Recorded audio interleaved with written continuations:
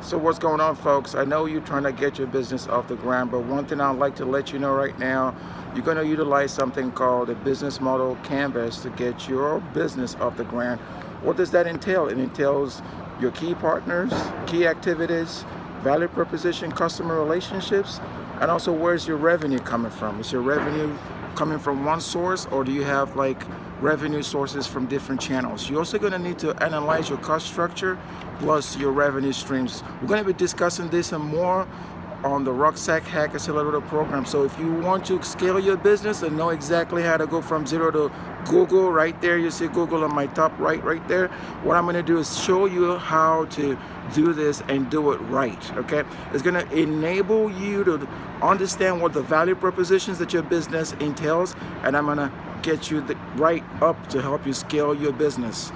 Click the link below to get started.